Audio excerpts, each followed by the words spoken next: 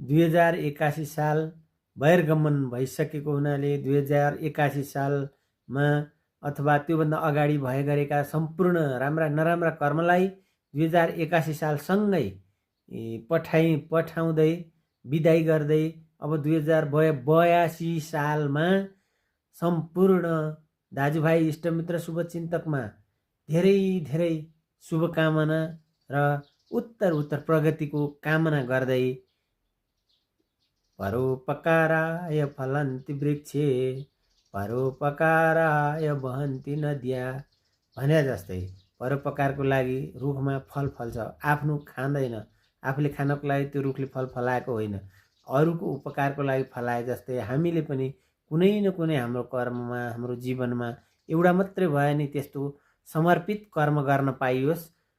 जय होस्। हरिओम। 2082 सालको हार्दिक मङ्गलमय शुभकामना व्यक्त गर्न चाहन्छु। धन्यवाद।